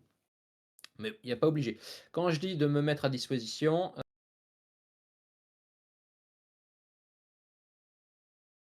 sur place, la plupart du temps, ils donnent un accès. Un accès lecture seule via un SharePoint souvent, voilà. Donc tout est possible. C'est mon vrai mail. Et ce que je viens d'ajouter récemment, c'est ça, c'est, de me préciser les activités réalisées, type présentation commerciale. Parce que des fois, j'arrivais et j'avais pas compris, exactement ce qu'ils faisaient. Je suis arrivé dans des domaines où je me suis dit: «Ah! J'avais pas compris ça comme ça». Bon, voilà. Donc maintenant, je demande ça, une présentation commerciale pour bien être sûr de, bah, leurs produits et services, puisque dans tous les cas, j'en ai besoin pour comprendre leur contexte. Voilà, tout simplement. Donc ça, vous pouvez le reprendre, sincèrement, il y a rien de secret, donc vous pouvez le reprendre le jour où vous avez vos missions, faites-vous plaisir. Alors, le plan d'audit, bah, en fait, bon, heureusement, je l'ai fait juste ça comme slide parce que imaginez si je vous expliquais comment les faire, ça prendrait un webinaire entier. Je veux bien avec plaisir, hein, vous faire un webinaire dessus, ça faut voir avec CyberV. S'ils veulent, je fais un webinaire dessus, il y a pas de problème. Sincèrement, j'ai galéré la première année et j'ai toujours eu du mal, la 2e année et là, je commence seulement à m'en sortir parce que, bah, ça fait un moment que je fais des audits et que du coup, bah, à force, j'ai réussi à affiner un petit peu et à comprendre, comment il fallait bien les faire. C'est une galère, ne serait-ce que pour la durée. Parce qu'en fait, dans une des normes, vous le verrez dans les formations, il y a un tableau qui dit: «Bah, c'est pas dur, en fonction du nombre d'employés, le la durée d'audit, c'est tant». Sauf qu'en réalité, j'ai vu que c'était pas comme ça, puisque tout le monde dit: «Ah, c'est un peu cher», donc pour que ça soit moins cher, on enlève une journée, on enlève 2 jours et cetera. Le souci, c'est quand on se retrouve à faire des audits de certif de 3 jours, pour des petites boîtes de 15. Une boîte, de 1 à 9 personnes, de mémoire, c'est 5 jours. Voilà et quand il y en a 15, bah, du coup, déjà, on est sur 6 ou 7 jours d'audit. Donc quand on doit faire 6 jours d'audit en 3, vous vous doutez bien que c'est la galère. Ouais, c'est vraiment dur. Sincèrement, en dessous de 4 jours d'audit, moi j'aime bien. 5, ça commence à être fatigant, voilà. J'ai le plus long que j'ai fait, c'était 6,5. Je trouve ça long, voilà. Moi j'aime bien les audits de 4 jours, voilà. 2 jours, je vois pas comment ça serait possible. Donc souvent, enfin, pour les audits, initiaux ou de renouvellement, hein. Pour les audits de surveillance, je fais du 1 jour et demi, du 2 jours et demi, du 3 jours et demi, ça c'est autre chose. Ouais, vraiment, moi ce que j'aime bien, c'est les audits de 4 jours. Je trouve que c'est la meilleure durée, même si ça dépend du nombre de personnes en face, voilà. 4 jours, c'est bien pour les petites boîtes. Pour les grosses, 4 jours, c'est un peu court. Donc je pense que je vais petit à petit tendre vers me spécialiser vers les audits de plutôt petites boîtes. On va dire que 15 à 80 personnes, c'est ce que je préfère. Voilà. Les boîtes de 120, c'est déjà un peu plus compliqué. Les boîtes de 300, j'ai fait une boîte de 5000, j'ai pas aimé. J'ai pas aimé, c'était long, enfin, en plus c'était combiné. Heu, trop fatigant, voilà. Mais sachez que tout est toujours négociable, donc des fois le client a négocié un peu moins. Voilà, si vous êtes auditeur interne externalisé, vous laissez pas faire et dites: «Bah non, pour faire un audit de qualité, il faut un peu plus de temps» ou alors on exclut des parties et vous auditez que sur certaines choses, voilà. Sinon ça baissera la qualité de l'audit. Moi je mets toujours la petite phrase, l'audit, la qualité de l'audit était dépendante de la durée, donc évidemment dans ces durées, ça a été fait au mieux, mais peut y avoir des manques enfin, peut y avoir des loupés forcément quand j'audite que 2 heures sur le truc RH ou des fois moins, je peux pas trouver tous les problèmes. Voilà, sachez-le et pareil pour les audits de certification, c'est déjà arrivé qu'on m'appelle en me disant: «Bah, là, il y a 3 jours» et je dis: «Non, non, non, non, il y a une erreur, en fait, il faut plus de ça parce qu'il y a telle situation. Là, il y a un site que vous avez pas noté, là, il y a ceci, c'est pas possible». Voilà et j'ai déjà refusé des audits parce qu'il fallait alors là, le prochain, j'ai refusé parce qu'il fallait aller Casablanca. Voilà, 4 jours 4 jours à Casablanca. Enfin, je veux dire 4 jours. 4 jours sur 3 sites en France, plus Casablanca. Comment vous faites pour aller à Casablanca, sur les 4 jours d'audit et revenir et faire l'audit en même temps? C'était pas jouable. Alors on était 2 pour faire les 3 sites plus Casablanca quand même, parce qu'en vrai c'était pas 4, c'était 8 jours, mais 8 jours même à 2, je vois pas comment on faisait, donc j'ai refusé. Voilà. Alors, l'audit. Alors, les consignes d'audit, tout est dans 19011, 19011 et 19011. Il y a bientôt une mise à jour, ça arrive et enfin ça va se baser sur les nouveautés et notamment l'IA. Voilà, donc ça sera dedans. J'ai hâte de lire ça, voilà. Pour vous en dire plus, vraiment sur comment faire de l'audit, vous suivez une formation et puis après il faut observer, audit oh là, j'ai fait des fautes ouais, désolé pour les fautes d'orthographe, j'avoue c'est pas terrible, là. Il faut observer, sincèrement, donc c'est pour ça le parcours avec la FNOR de faire 10 jours d'observation, c'est top et après vous êtes auditeur, donc il y a un responsable d'audit avec vous, voilà et après, bah, on s'améliore progressivement. Voilà, c'est pour ça qu'avec la FNOR, j'ai fait auditeur en formation, auditeur, responsable d'audit et là, je viens de passer responsable d'équipe d'audit. Voilà, donc c'est structuré, c'est correct, sincèrement. Voilà, donc je vous recommande vraiment ce parcours, je mettrai le lien directement. Je mettrai le lien directement, donc faites-vous plaisir sur ça. Si vous avez les compétences pour, postuler et faites-le. Voilà, je vais répondre aux questions, j'arrive. Le rapport d'audit, alors, moi, c'est le truc que je déteste le plus. Voilà, c'est long. C'est super long. Des fois, je mets beaucoup de temps à les envoyer. Équipez-vous d'un outil. Je vais pas vous vendre un outil, j'en ai testé plusieurs, voilà. Si vous voulez des noms, il y a, Audit Tool de June Factory, j'ai un ami qui l'utilise beaucoup, moi j'ai pas aimé. J'ai utilisé en début d'année, Coauditor de AMN Brain. Il est très bien. Sincèrement, il est très bien. Bon, ça m'a coûté 1000 balles. Bon, maintenant qu'il y a Claude Code et cetera, je pense qu'il y a moyen de se coder un outil. Voilà et du coup, bah, je vais en profiter quand même pour citer un outil et leur faire un peu de pub puisque je viens de signer le partenariat avec eux, c'est, Ciseaux Assistant. Voilà. Moi, je viens de signer le partenariat avec Ciseaux Assistant. Je vais faire tous mes clients maintenant, je pense, avec Ciseaux Assistant. Et du coup, techniquement, on peut utiliser l'outil qui a une version communautaire gratuite. Voilà, vous faites docker run, Ciseaux Assistant, grosso modo. Vous pouvez l'utiliser pour l'audit et faire vos rapports, et cetera. Je ne sais pas encore si c'est le mieux pour les rapports d'audit puisque je ne l'ai pas encore testé, mais il a le mérite d'être gratuit, donc faites-vous plaisir. Voilà, ça leur fera un peu de pub. Puis bon, je vais être partenaire revendeur, il faut bien que je leur fasse un peu de pub. Voilà. Testez celui qui vous convient, OK? Il y en a qui font encore sur Word. Sur Word, sur Excel, tout ça. Moi, je peux pas. Je ne peux pas. C'est pas possible. Il faut un logiciel. Voilà. Ça, c'est mon avis, je n'en démordrai pas. On n'arrivera pas à me convaincre du reste. C'est trop long sinon. Voilà, donc testez, il y a toujours des versions gratuites d'essai avec les logiciels, donc faites-vous plaisir. Voilà. Ensuite, ouais, bon allez, la petite promo partenariat quand même. Vous avez un code réservé adhérent qui vous apporte 10 sur les formations sur ma société. Donc ça, c'est uniquement pour les adhérents. Faut demander à Emre et à Guigui. Qu'est-ce que j'avais d'autre à dire? Je fais le point pub, hein, et puis après je réponds aux questions. J'ai un super partenariat avec PECB, dans le sens où j'ai réussi à négocier pour les étudiants pour pouvoir les vendre, les formations lead à 400 €. Voilà. Alors du coup, pour les formations, pour les étudiants, je peux pas appliquer le code, de 10. Voilà. Moi, je les vends 800 les formations lead normalement à tous ceux qui sont, bah, employés, entreprises et cetera là.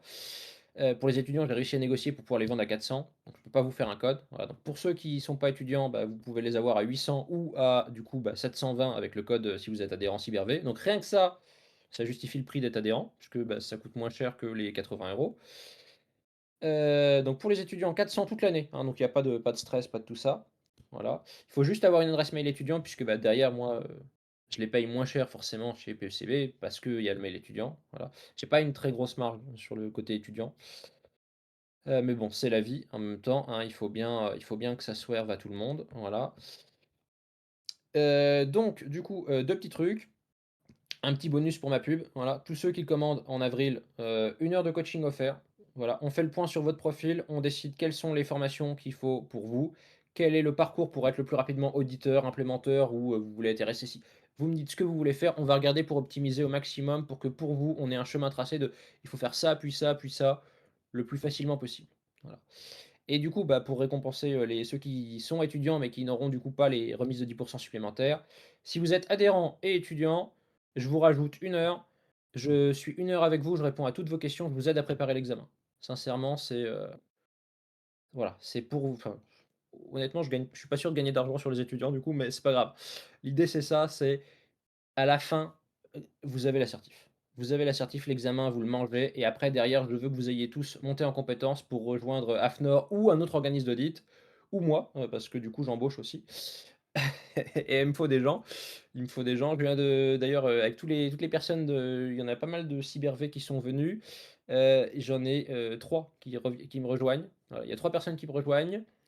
Une, 4e qui devrait me rejoindre dans 3 mois là, doit être sur le Discord normalement. Je sais pas s'il fera un petit coucou, mais, normalement il est là, il m'avait dit. Voilà et en plus de ça, je suis en train de recruter un commercial. Voilà, en septembre, j'aurai un commercial et je me cherche tout enfin voilà, soit je fais monter en compétence quelqu'un pour avoir mon binôme, soit, bah, il faut que je trouve quelqu'un qui sera mon binôme. Voilà et j'ai, pour ceux qui sont à leur compte, voilà, un programme d'apport d'affaires sincèrement et puis si vous trouvez des missions, et que vous me les refilez, vous touchez des sous. Voilà. D'ailleurs, c'est pas réservé forcément qu'à enfin, du moment qu'on peut me facturer, moi je suis preneur, d'apporteurs d'affaires, il y a pas de souci. Vous arrivez à me vendre à vos entreprises et cetera. Si vous pouvez me facturer, bah, vous me facturerez, vous toucherez 10 de ce que j'ai vendu à votre boîte, enfin à la boîte à qui vous m'aurez, filé le contact et si vous pouvez pas me facturer parce que vous avez pas de société et cetera, je vous récompenserai en vous filant une formation ou autre, il y a pas de souci, c'est avec plaisir. Et je précise aussi qu'en dehors de ça, même si vous n'achetez rien, vous avez mon mail, mon numéro de téléphone. Si vous m'envoyez un message parce que vous avez une question, je vais vous répondre. Sincèrement. Je suis super accessible, n'hésitez pas. Puis vous demanderez à tous les étudiants, enfin tous les étudiants, toutes les personnes que j'ai eues, et cetera, je réponds. Sincèrement. Des fois, je mets un peu de temps, mais je réponds toujours et avec grand plaisir. Voilà, donc la pub est terminée.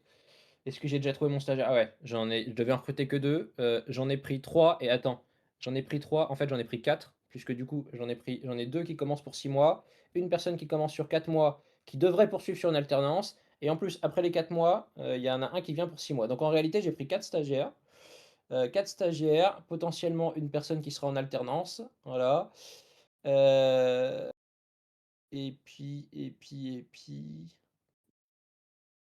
non, bah, c'est déjà pas mal. Ça, plus, bah, des personnes qui sont en indépendant.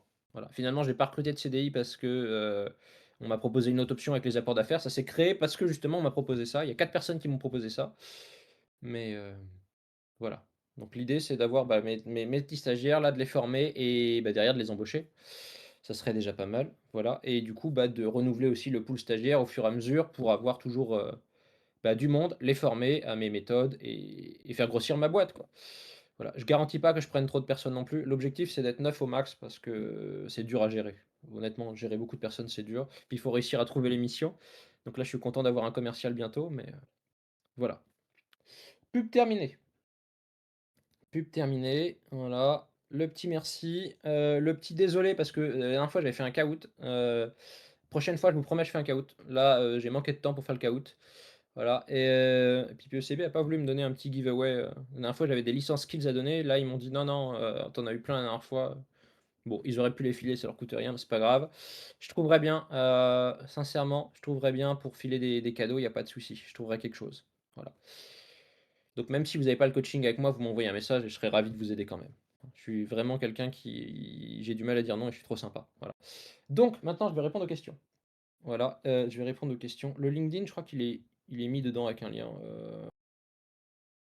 le LinkedIn d'ailleurs, bah, Emre, tu peux directement balancer le lien si tu veux vers la presse, hein.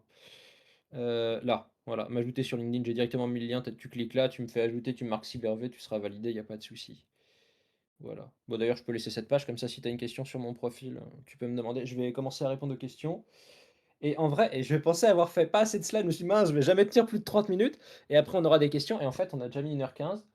Je suis bavard, je sais, mais ça me fait super plaisir, en fait, de vous raconter ça et de voir que ça vous intéresse parce qu'il y a encore 24 personnes à 21h. Je suis en train de faire de plus en plus d'audits en plus où soit je les fais à distance, les audits internes, soit parce qu'ils ont pas de locaux, soit, je fais, 2 jours sur site et 3 jours à distance. Voilà, donc finalement, en termes de télétravail, je m'en sors pas trop mal et je suis en train de passer sur un modèle au forfait où je vais faire mes implémentations, où je vais voir le client une journée et après pendant 3 mois, 6 mois, 9 mois, généralement c'est le temps qu'il faut, on bosse à distance.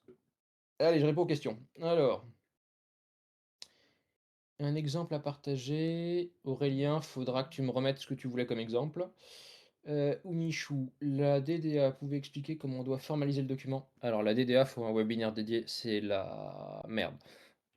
La déclaration d'applicabilité, c'est une galère pas possible. Vous verrez plein de DDA où tout le monde a mis tout est applicable et voilà, tel document, tel document, tel document. En vrai, on peut enlever énormément de choses. Voilà. Une DDA où vous appliquez les 93 mesures, souvent, c'est pas bon. Parce que d'une, vous n'êtes pas obligé d'en appliquer 93 si vous en avez pas le besoin.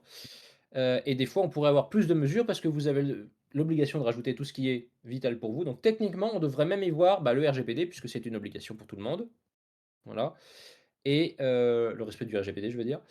Et ben, vous pourriez très bien avoir d'autres exigences en fonction de ce que vous avez, tout simplement. Si vous êtes dans certains domaines réglementés comme la banque. Voilà. Alors, qu'est-ce que j'ai vu? Mais voilà, ceux qui sont intéressés, enfin, je veux dire, même sans postuler, vous m'envoyez un message, on pourra discuter. Si j'ai quelque chose pour vous, ça sera avec plaisir, hein. Moi, de toute façon, je dis, il faut du réseau. Il faut du réseau. Je serais ravi de vous aider. Si j'ai pas de place pour vous, je serais ravi de republier votre profil sur LinkedIn pour dire, bah, j'ai discuté avec cette personne, elle est motivée, trouvez-lui une place, avec plaisir.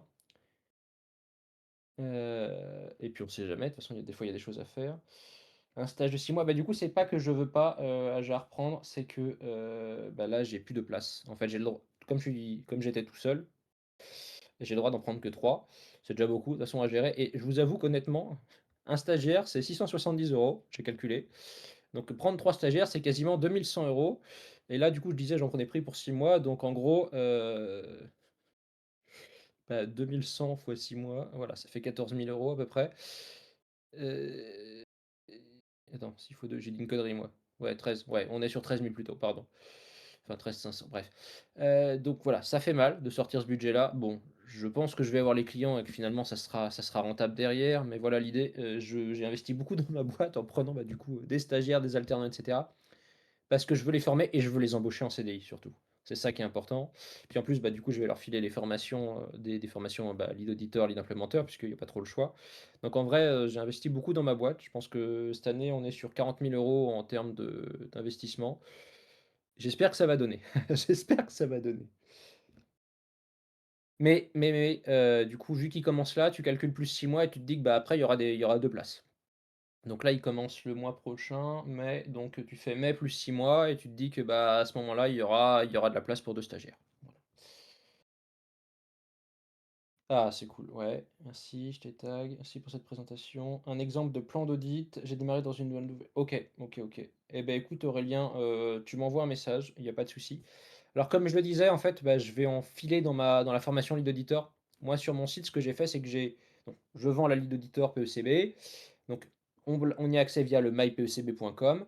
Et en plus de ça, moi, j'ai essayé de gamifier un peu les contenus pour qu'il y ait les quiz live, etc. et d'ajouter du contenu. Donc, typiquement, ça, ce sera filé gratuitement pour les personnes. Mais si tu veux, Aurélien, écoute, je te propose un truc. Tu as assisté à la formation, tu as besoin. Je vais te proposer enfin, je vais te présenter mon template.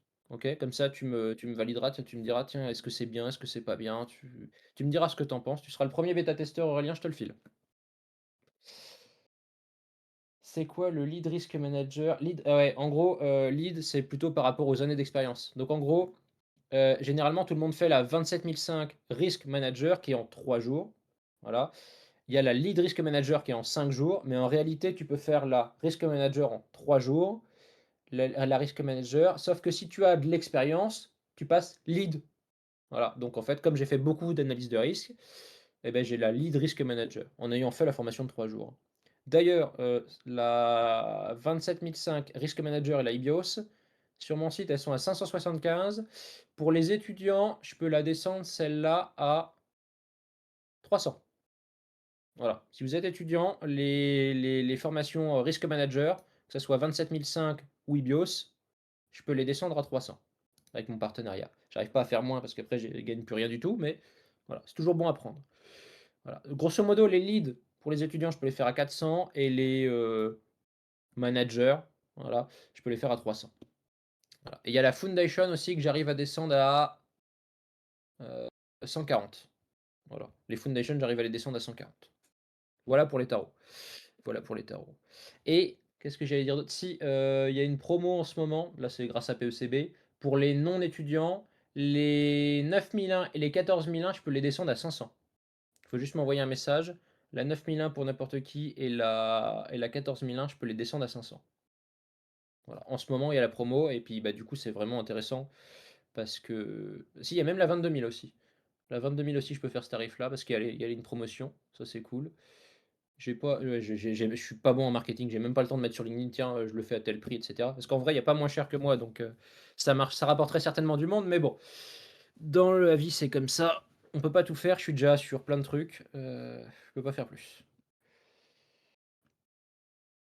Ouais, merci pour le calcul. J'ai pas été bon. Je crois que je suis fatigué. 2100 fois 6, j'avoue. Ouais. Ouais. Alors du coup, en plus, c'est même pas 2100 fois 6 parce qu'en vrai, c'est 2100 fois 6 plus il y a un stagiaire de 4 mois. Donc voilà, je me suis investi sur beaucoup, plus un alternant qui sera à 63% du SMIC, plus il y aura, eh ben, il y en aura un autre qui du coup a pas fait coucou, donc c'est qu'il est pas là. C'est pas cool, il m'avait dit qu'il serait là et qui va me coûter beaucoup aussi lui. Mais bon, c'est la vie, faut du monde. J'ai de la demande. Bon, sincèrement, pour l'instant, j'ai de la demande et vu que je veux me lancer au forfait, je pense que ça va marcher. Grosso modo, là, je lance, le mois prochain sur LinkedIn votre SMSI mis en place chez vous en 3 mois pour un tarif qui est vraiment, imbattable. J'ai pas encore, finalisé le truc du tarif, mais en gros, je sais pas, ça va être certainement 15 000 balles pour mettre en place le SMSI et c'est du truc propre. C'est du truc où c'est pas n'importe quoi, t'es pas laissé sans savoir-faire et en plus, bah, du coup, je peux former, il y a enfin, c'est vraiment la totale. C'est le truc clé en main avec la formation, t'es pas livré à toi-même. Voilà. Donc je pense que ça va cartonner. Grosso modo, les tarifs pour un SMSI, j'en ai vu beaucoup qui sont à 35 et j'ai vu du 45 000 €. Je connais une société qui fait pas de SMSI en dessous de 50 000 et qui en vend beaucoup. Voilà. Je connais 2 sociétés qui vendent, ouais, entre 32 et 45 et qui en vendent énormément. Donc à 15 000, je suis sûr de tout cartonner. Voilà. C'est bien pour un étudiant en B1 ouais. Alors du coup, en bachelor, sincèrement, alors déjà à voir si ton école, elle t'en file pas des certifs, si tu es en études et à voir aussi si ton école veut me contacter et faire un partenariat. Moi, je veux bien. Voilà. Hem et puis ouais, de toute façon sincèrement, le lead auditor alors du coup, si tu es étudiant, du coup et que tu es pas en alternance, fais plutôt implémenteur parce que ça t'aidera à décrocher un poste. Auditor, si tu as pas d'expérience, je vais moins te le recommander. Voilà. Je pense que je te recommande tu es en études, tu as pas d'alternance, tu fais implémenteur, pour justement décrocher ton premier poste. Par contre, tu as eu une première expérience, tu as fait 2 ans d'alternance et 2 ans, 3 ans vie active, tu fonces sur la lead auditor et tu te lances pour l'audit parce que ça va accélérer ta carrière. Ça peut passer avec un compte CPF? Non. Aujourd'hui, PECB n'a pas de titre RS. Il y a 2 sociétés en France qui font illégalement la vente, via du RS RNCP. C'est illégal, ils vont se faire dégager, ils vont devoir tout rembourser. En plus, ils les vendent avec le CPF 3 000 balles. Voilà, donc 3 000 balles de CPF, c'est un peu abusé, voilà. Mais bon, la bonne nouvelle, PECB m'a dit, ils passent en commission en mai. Donc en mai, ils auront la réponse pour savoir s'ils ont leur titre RS et peut-être qu'à partir de là, il y aura le CPF. Le CPF uniquement sur 27 000, un lead auditeur et lead implémenteur. Il n'y aura pas les autres. Voilà. Mais ils ont déposé les demandes pour les deux et ça passe en commission en mai. Voilà. Donc j'attends. Alors attention, pas trop d'espoir non plus. Ils se sont déjà fait dégager 2 fois. Voilà. En fait, quand il y a eu l'arnaque CPF, plus aucune société étrangère n'avait de CPF. Ils ont déposé l'année dernière, ils ont déposé, enfin l'année d'avant et l'année dernière. c'est pas passé et là, cette année, je croise les doigts pour que ça passe parce que je t'avoue que, bah, c'est pas dur. Il y a eu le plafonnement du CPF pour les RNC pour les RS à 1005-1006. Moi, je les vends 800. Donc, 800 de CPF, n'importe qui peut se le payer. Pour les étudiants, je le vends 400, donc 400 de CPF. Celui qui est alternant, il a 500 de CPF par an, il peut s'en payer une par an, c'est nickel. Sincèrement, moi, j'attends que ça. J'ai le Calliope, je suis prêt. Tout ce que PECB a à faire, c'est une fois qu'ils ont le RS, ils appuient sur un bouton pour que je puisse le vendre et je vais vendre tellement. J'ai eu 40 demandes cette année en CPF que j'ai pas pu du coup répondre. Donc j'ai qu'une envie, c'est que ça soit CPF. Voilà. Si ça passe, ouais, bah ouais, je sais bien. Je sais bien. Désolé pour le CPF, j'ai vu les autres commentaires. T'es passé de sapeur-pompier. Alors, sapeur-pompier volontaire. La petite anecdote, elle est ultra marrante. Imagine, tu as 17 ans, OK? Tu as 17 ans, tu veux de l'argent parce que, bah, du coup, tu es en conduite accompagnée, tu tes copines, tu as tout ça et puis, qu'est-ce que tu peux faire comme travail à 17 ans? Je voulais faire, à la base, je voulais faire, gendarme, donc je suis allé voir la gendarmerie, j'ai dit: «Bonjour, je voudrais être réserviste». Ils m'ont dit: «Bah, revenez dans un an, vous avez 17 ans, on peut pas prendre de réserviste avant 18 ans». Juste en face, il y avait la caserne de pompiers, bah, j'ai traversé, j'ai demandé et eux, c'était à partir de 17 ans. Voilà. Alors sapeur-pompier volontaire, tu pas payé beaucoup. Je crois que c'était quelque chose comme, 3,91 de l'heure, un truc comme ça. Et vu que tu faisais des gardes de 12 heures et que quand tu décales, c'était, fois 2, que la nuit, c'était fois 3. Enfin, je sais plus le truc. J'ai plus le j'ai plus les montants. J'ai plus les montants en tête, mais en gros, bah, quand tu as 17-18 ans, tu es content. Donc moi, j'ai fait ça de mes 17 à mes ouais, traverser la rue pour tous en sens. Je te jure que c'est ça. À la base, je voulais pas faire pompier, hein, sincèrement, parce que moi, j'ai mon père qui est pompier, mon oncle qui est pompier, parce que leurs 2 oncles étaient pompiers, voilà. J'ai mon cousin qui est pompier. J'ai une famille de pompiers, sincèrement, dont certains, alors pas pour mon père, mais pour mon oncle, sa compagne est pompier aussi. Enfin bref, j'ai une famille de pompiers. Si tu vas sur mon site dans le, à propos, d'ailleurs, je fais bosser mon père et mon oncle, qui sont pompiers, pour faire des missions, aujourd'hui. Voilà, donc j'ai une activité avec BCIT où je fais aussi de la sûreté, qui est très proche de la sécurité. C'est-à-dire que moi, je fais du PCI-PRI, plan de continuité informatique, plan de reprise informatique, d'activité, hein, et eux, en fait, ils font de la gestion de crise, incendie, explosion, et cetera. Ils sont spécialisés en sites Seveso seuil haut, OK? Donc tout ce qui est, risque d'explosion, d'incendie, en gros les industries lourdes, voilà. Et du coup, ils font les plans d'opération internes. Grosso modo, c'est la gestion de crise. Et on va se lancer là à faire les exercices d'évacuation. Parce que mine de rien, l'exercice d'évacuation, il y a des boîtes, elles sont obligées d'en faire 2 par an. Voilà. Et il y en a, ils savent pas faire. Donc il y a un marché à prendre, voilà. Et donc bah, autant faire. Voilà. Bah, pompier, moi, c'était volontaire, attention, hein. Donc ça veut dire que c'était soir, week-end et vacances. J'ai passé mes vacances de 17 ans, j'ai passé un mois. J'étais, pompier volontaire à quand j'ai eu 18 ans. Quand j'ai eu 18 ans, j'ai passé mes premières vacances de pompier à faire, pompier à Royan. J'ai fait un mois le pompier à Royan, l'été. Voilà, j'en ai chié comme pas possible. Par contre, les saisons de pompier, ça paye bien. Voilà. Quand tu es étudiant, quand tu as 18 ans et que tu touches 1 850 €. 1 850 €, alors 18 ans, j'ai 28, donc c'était il y a 10 ans. Il y a 10 ans, c'était plus que le SMIC et c'est pas imposable, donc ça valait le coup. Voilà. L'année d'après, à 19 ans, j'ai fait, 1 mois sur l'île d'Aix. Voilà, et l'année d'après, et beh, j'ai fait La Rochelle. Voilà. Parce que je faisais mes études en Charente-Maritime, moi. Voilà, à La Rochelle. Donc voilà. Si tu veux, j'étais un bosseur, hein. Quand je dis un mois de saison, c'est, bah, tu bosses un mois, à fond avec les pompiers. Mais ça fait plaisir. Voilà. Et puis après j'ai arrêté parce que moi j'ai jamais voulu être pompier. Voilà, je suis dans une famille de pompiers, donc déjà par défaut, je ne voulais pas être pompier pour pas faire comme les autres, forcément, je suis un peu casse-couille.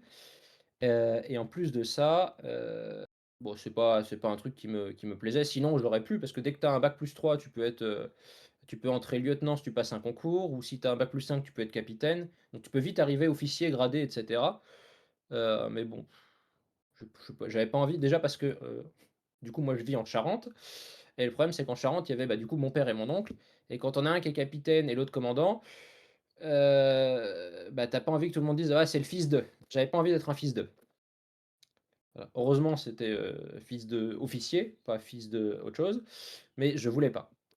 Voilà, et donc j'ai pas du tout fait ça et aujourd'hui, j'en suis très content de ce que je fais et je ne regrette absolument pas mon choix. Mais, je suis très content d'avoir gagné ces 1 850 €, pour le mois d'été. Voilà, parce que ça fait du bien. Voilà. Alors, est-ce qu'il y a d'autres questions pour moi? Dites-moi, faites-vous plaisir. Je vois qu'il y a encore 23 personnes qui écoutent et je vous en remercie sincèrement. Je pensais pas qu'on m'écouterait autant, hein. C'est pas une reconversion, hein, c'est pas une reconversion, j'ai fait dans la cyber direct, hein. Comme je le dis, le volontaire, c'était en plus. Et en pire que ça, c'est que du coup, je t'ai dit que j'avais 28. En 2020, moi, j'ai lancé ma petite société pour faire des cours, je faisais des cours aux étudiants, je faisais des cours aux personnes âgées, j'allais dépanner des PC et cetera. Donc je me suis lancé super tôt, tu vois? Je me suis lancé super tôt à faire des choses et dès 21, j'étais formateur pour pour certaines écoles et en plus, je suis même parti à l'étranger. Ça, je pourrais vous en parler une autre fois. J'ai fait 3 ans en Allemagne, en tant que expert technique sur des scanners de vulnérabilité, donc je pourrais aussi en parler de ça d'ailleurs. Je suis parti là-bas parce que, bah, on gagnait plus à l'étranger qu'en France. Voilà. Donc il y a de quoi faire. Il y a de quoi faire. Voilà. Est-ce qu'il y a d'autres choses? Dites-moi. Ça m'a l'air good au niveau des questions. En Ah, tout cas, merci beaucoup, Corentin. La présentation a plu à vraiment beaucoup de monde. eh ben génial, ça fait plaisir. Ça fait plaisir. En tout cas, voilà, t'hésites pas. S'il y a besoin de faire d'autres présentations, suffit de me dire sur quoi. Parce que franchement, le samedi 20h, c'est top. Vous avez choisi le bon horaire, le bon truc. Moi, bon, du coup, c'est ma femme qui s'est tapé le coucher, mais à part ça, franchement, c'est top. C'est top. Je pensais pas que j'aimerais autant faire ça, mais je crois que tu m'as donné ce goût-là, Emre. Bravo. Bon, bah, on se Bravo. tiendra courant pour les prochaines. En tout cas, c'est sûr qu'il y en aura. N'hésitez pas, vous me dites. Et puis un grand merci de m'avoir écouté, parce que franchement, pour écouter un casse-couille comme moi pendant 1h30, il faut y aller. Top! Merci à tous. Cyber stable, on bouge dans ta DMZ. Mon pote fait du moulin sur ton sas. On dort jamais, café, red, plus petit stress. Mais t'inquiète, je suis OP, je vais pas chez ton adresse.